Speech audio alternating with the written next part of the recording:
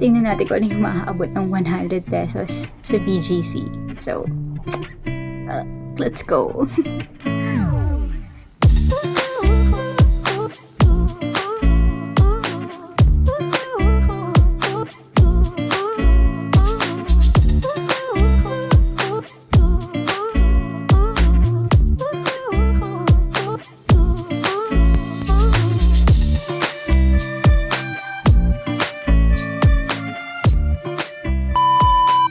Okay, so I'm a bit bored and I want some change in environment, change in scenery. Alam mo yun, yung break the routine. So let's go to BGC.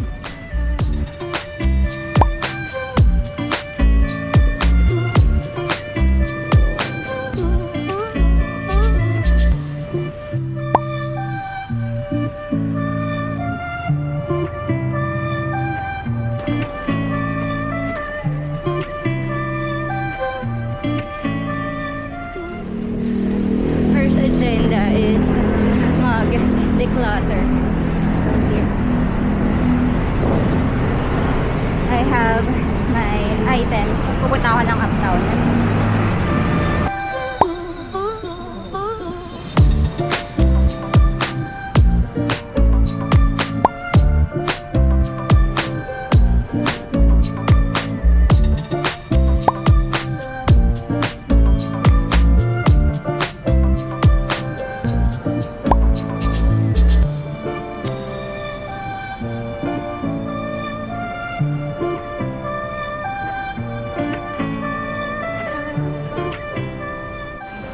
Done na, mag-declutter.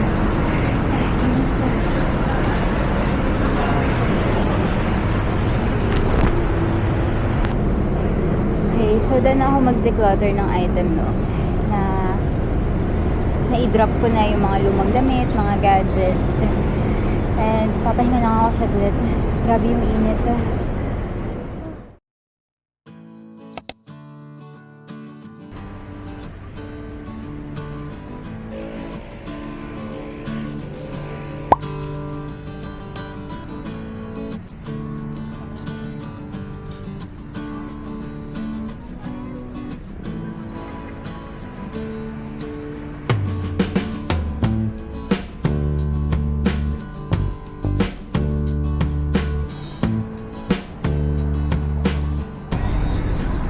So yun naman yung maganda dito sa BGC. Madaming tables and chairs.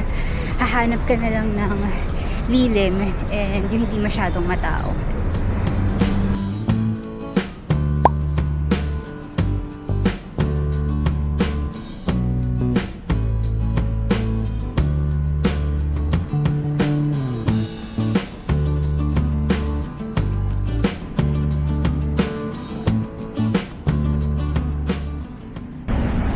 I think I found my spot na.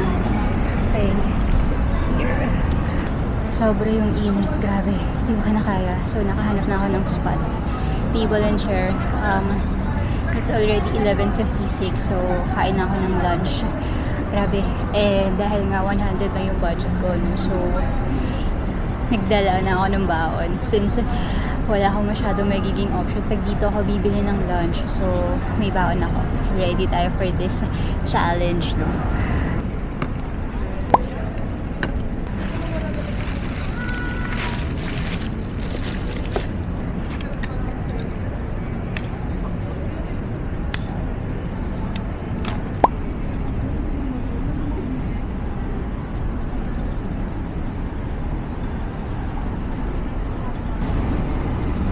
So meron akong dalang rice, so chicken with Mang Tomas, and then I have here pepino.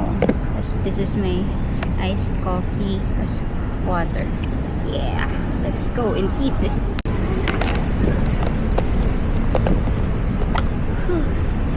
O diba, literal na eat out yung ginawa natin, picnic. So naghanap lang tayo ng table and chair, and then now we're ready to eat. So meron lang ako ditong iced coffee.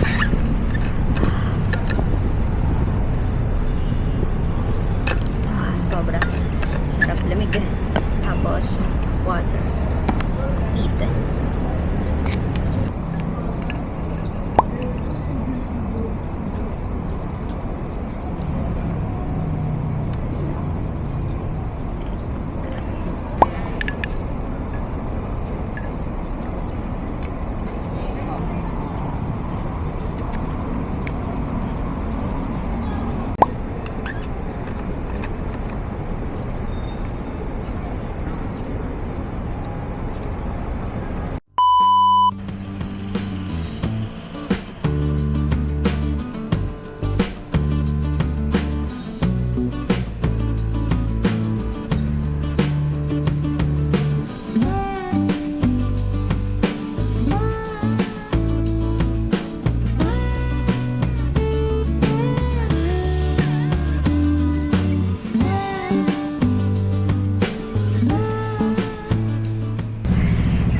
with lunch. And nandito ako ngayon sa isa sa mga park dito sa may BGC para magpababa ng kinain and para mag photoshoot.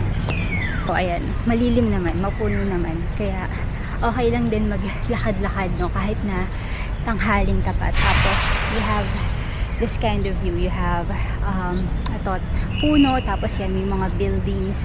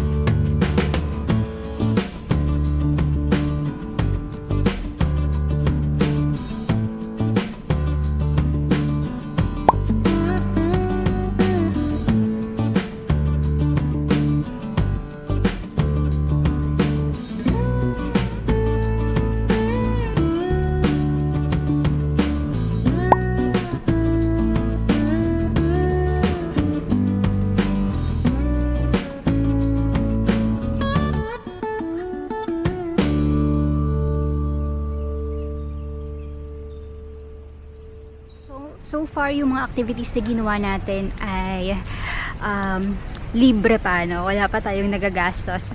Intact tayong 100 pesos natin na budget. Feeling ko, makaka 10,000 steps ako dito. The moment nasa 7,000 plus steps na ako, no? So, let's see kung makaka 10,000 steps tayo. Hanap na tayo ng pagkakagastosan natin ng 100 pesos natin.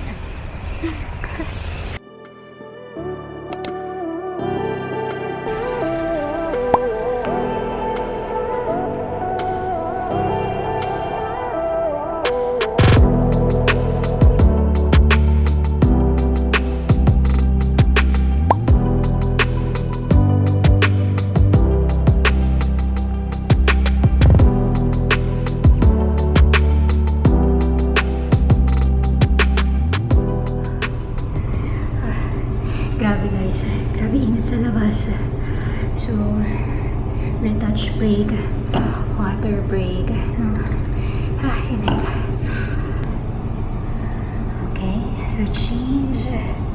Pagkatao tayo dahil sobrang init sa labas. So, nag-cup na ako. Tsaka, eyeglasses sa ponytail.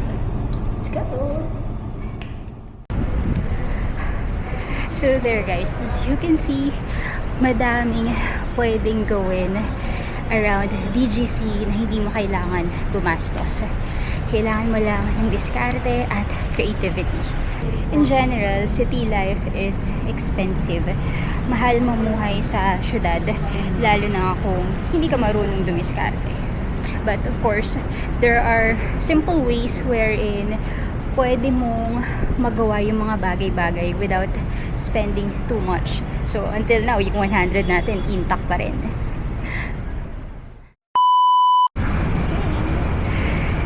So, we are entering another park.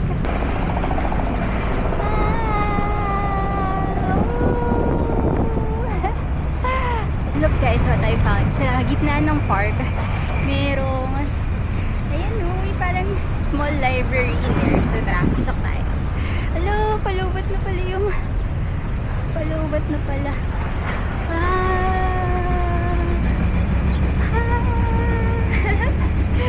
Yun o, pwedeng tumambay dito, pwedeng magbasa. Wow. Wait.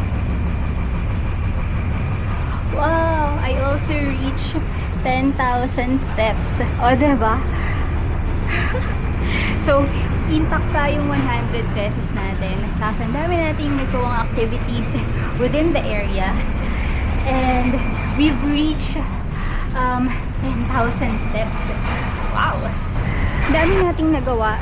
Tapos, intact pa din yung budget natin, yung challenge na 100 pesos. So, I'm planning to stay muna sa Starbucks to claim my reward. So again, hindi natin gagamitin yung 100 pesos natin sa Starbucks kasi definitely wala tayong mabibili doon na worth 100 pesos lang. So I'll be using my reward, tapos doon ako tatambay for siguro for a little bit para lang hupa lang ng sikat ng araw, no? And then,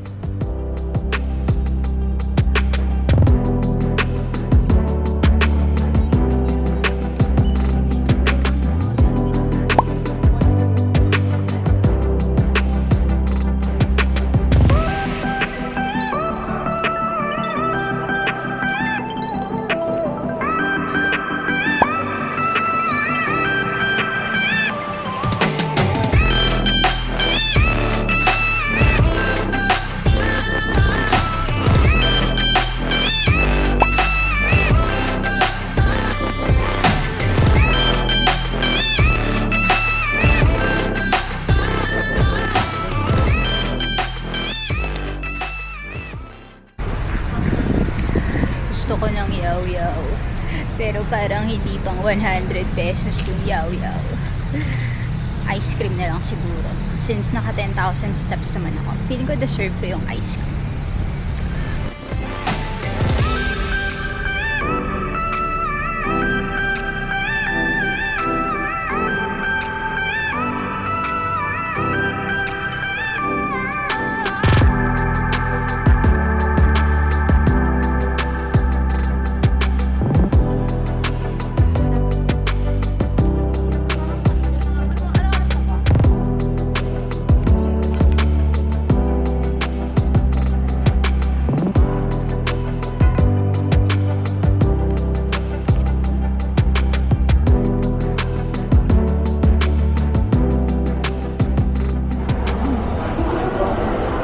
Wala akong nakitang ice cream na gusto ko.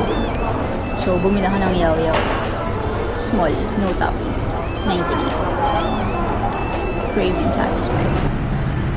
100 pesos BGC challenge done.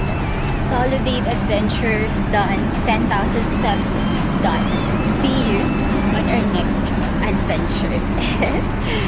Thank you, BGC.